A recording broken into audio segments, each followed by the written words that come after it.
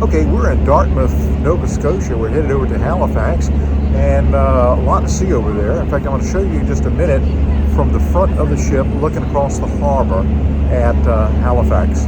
This episode of Gene and Renee Travel Adventures is sponsored by 365 Experience. In a few minutes, I'll give you a look at their property in Dartmouth and the unit we spent several days in.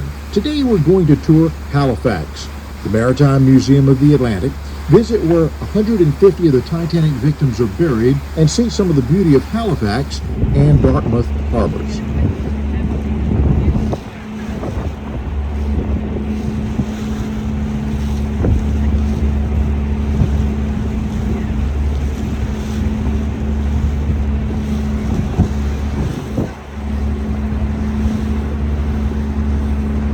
Halifax is the capital of the Canadian province of Nova Scotia, and it's the largest municipality in Atlantic Canada. Back in 1996, there was a merger of Halifax, Dartmouth, Bedford, and Halifax County. Now, prior to that, the city of Halifax dates back to 1749, when it was a town, and then a city in 1842. But then again, as I said, in 1996, the four areas merged. And because of that merger, it is a huge area. The population of about 439,000 or so, that was a few years ago. Since that merger, the area is known as Halifax Regional Municipality.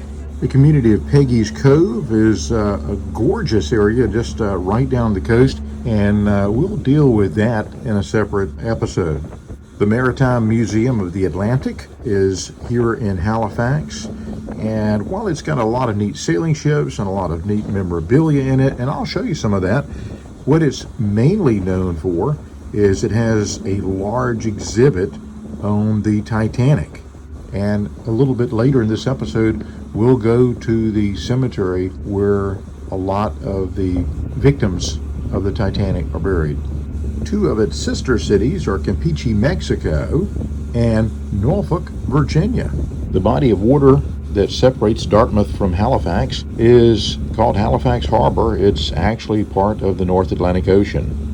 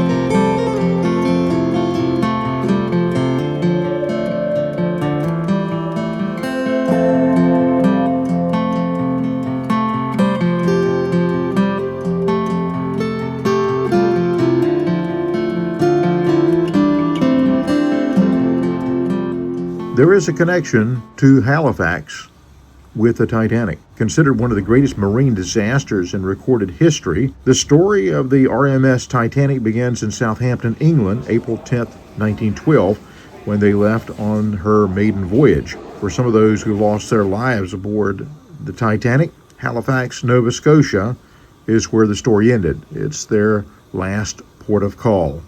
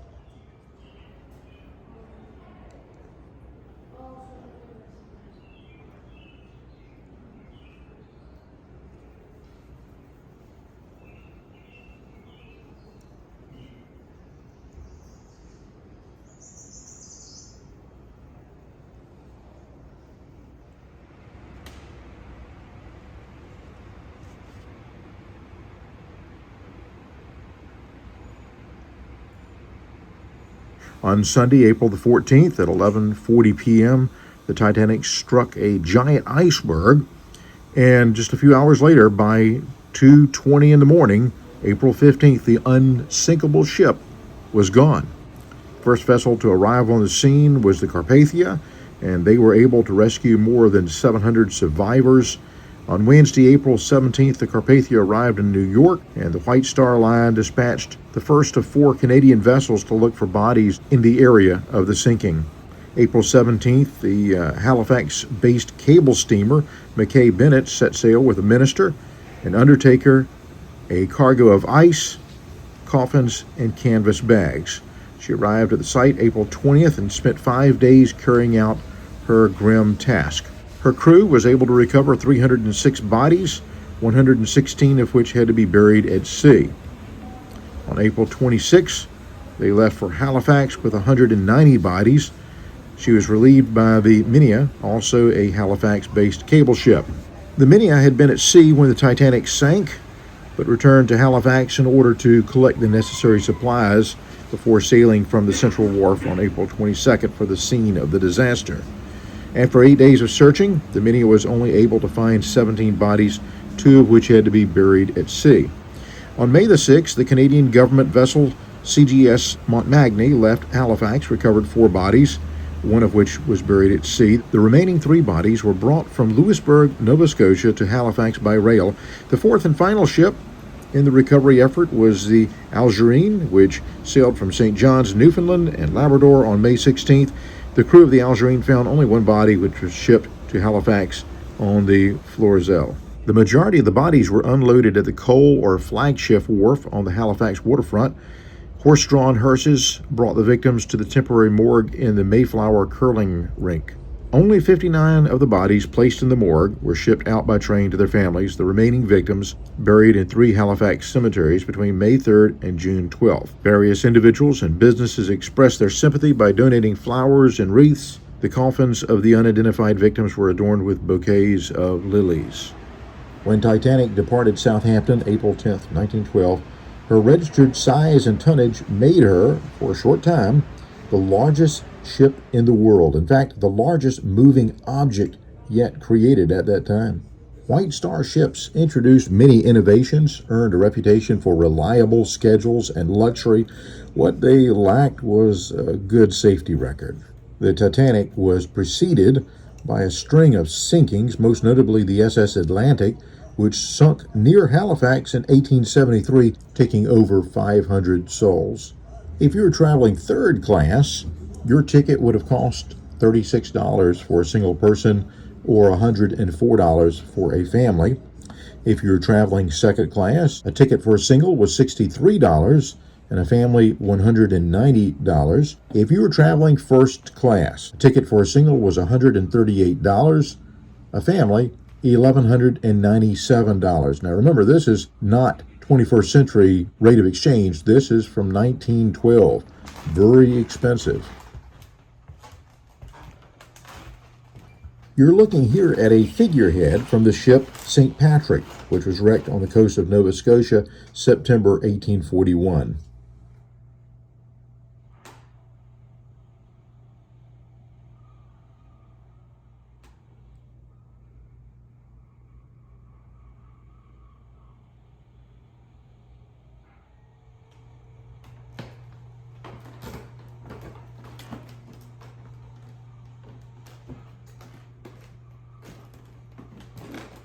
Figureheads were known as eyes of the sea.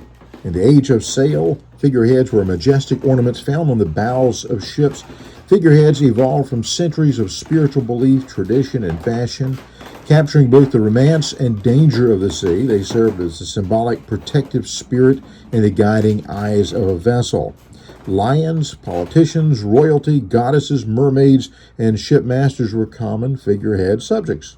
What would it have been like to live in a ship's cabin? Well, here you can see.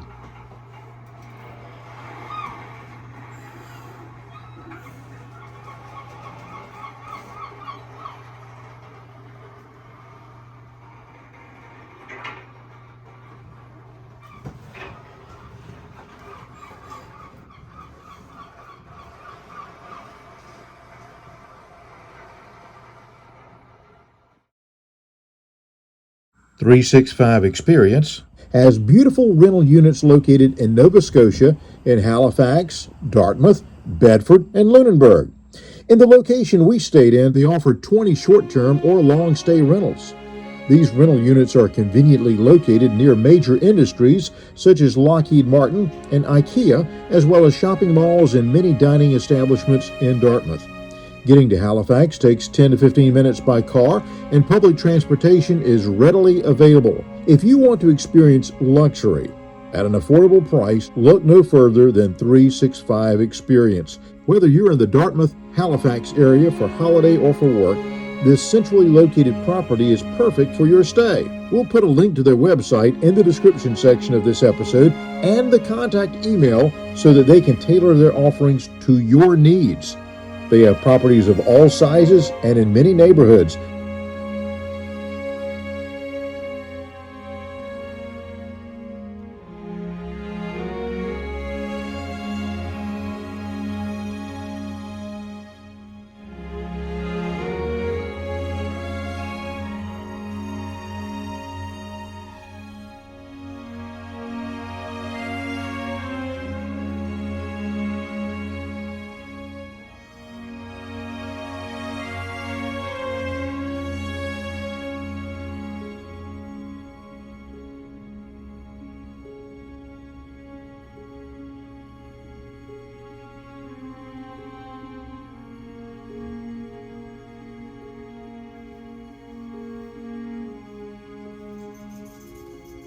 Thank you, 365 Experience, for sponsoring this episode of Gene and Renee Travel Adventures.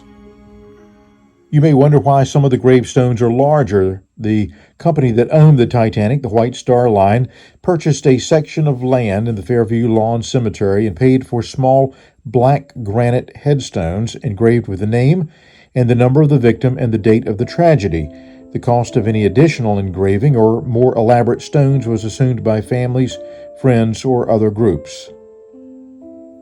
You may wonder why so few of the Titanic victims were women. Well, there were over 3 times as many men, including the crew on board the Titanic, as there were women. However, the percentage of women who survived was much greater. In fact, because Titanic's crew tried to give preference to women and children, over half of the 705 survivors were women and children. 4 of the 19 female victims recovered are buried in Fairview Lawn Cemetery. The gravestones have the inscription, "Died April 15, 1912.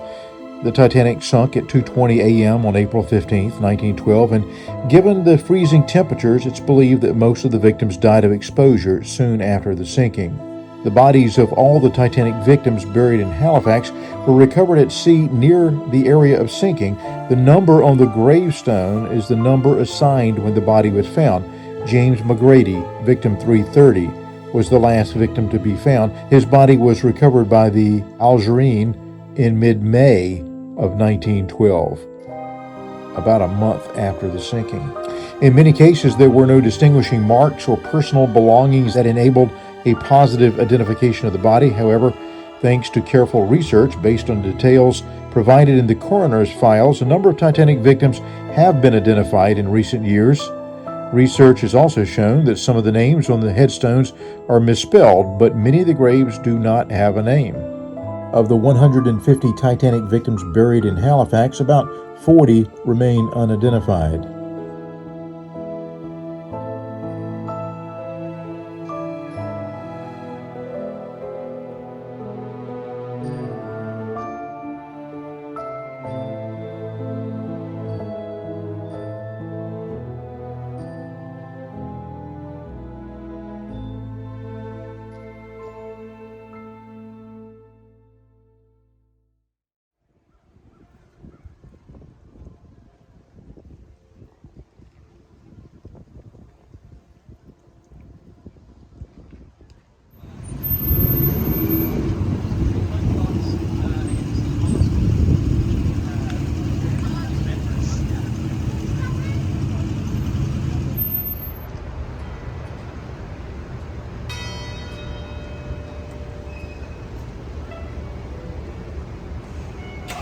St. Mary's Basilica holds a central position in the history of Roman Catholicism in Nova Scotia. Begun in 1820, the church demonstrated the enhanced ecclesiastical status of the province, which acquired its own bishop in 1818 and witnessed enormous gains in the legal and social standing of Catholics. A major expansion and redecoration of the church between 1860 and 1874 reflected the growing confidence and importance of the diocese. St. Mary's, named a basilica in 1950, is one of the first Roman Catholic cathedrals in Canada and an imposing example of mature Gothic revival architecture.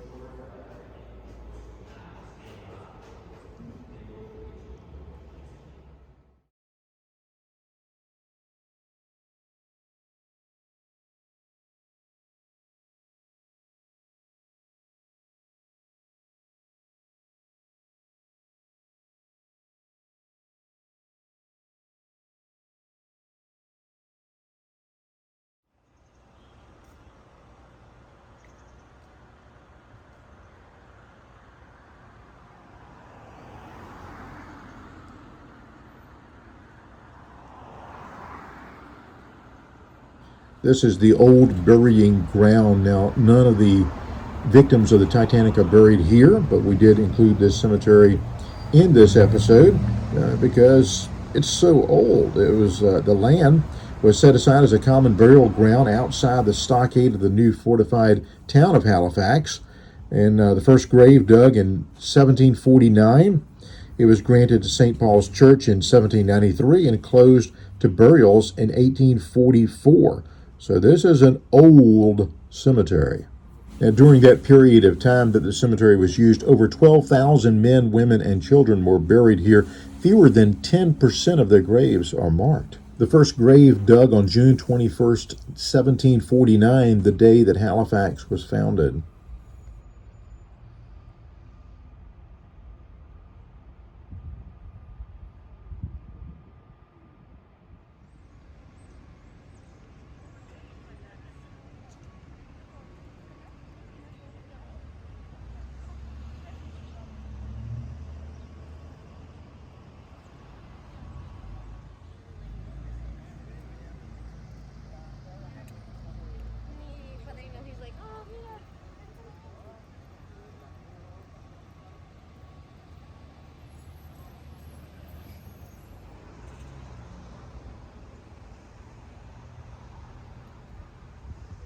The Halifax Citadel, built to defend against a land-based attack, the Citadel was the fourth in a series of forts to occupy this hill.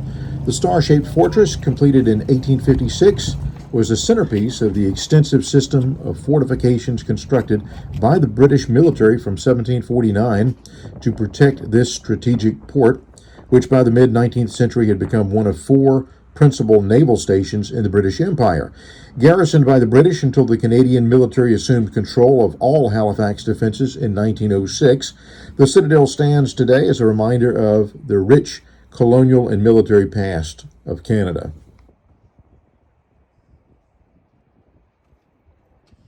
The city's old clock tower is in view.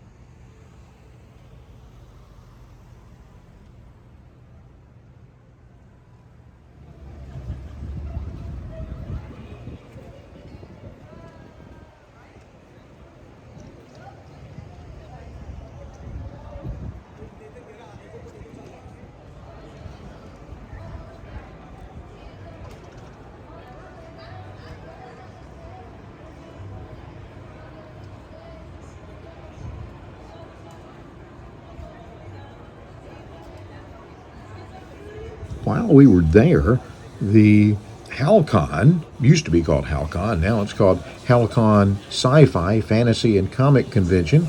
It was held here. It's held since back in the 1970s in Halifax, Nova Scotia, usually in the middle of the fall.